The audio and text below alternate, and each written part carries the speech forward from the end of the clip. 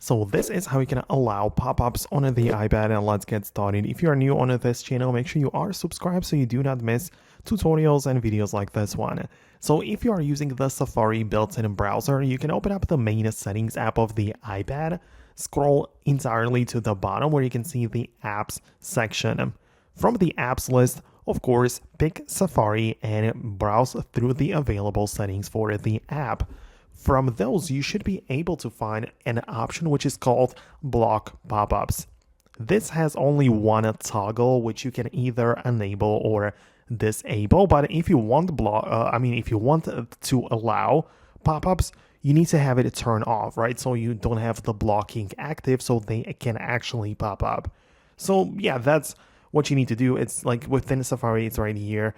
You can also check out like the advanced section at the bottom of the settings for like the cookies and all of the other stuff, but the pop-ups are mostly there. Of course, we were talking about just the built-in web browser. Keep in mind that of course you might be using something else, like you might be using Chrome where you have the own dedicated settings app, right? So you can go to those settings and basically check out the page there and change the settings for that browser.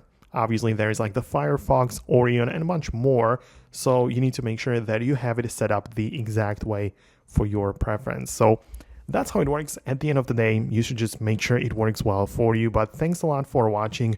Most definitely subscribe so you do not miss tutorials and videos like this one, and I'll talk to you later in those videos as well. Just stay tuned and I'll see you later.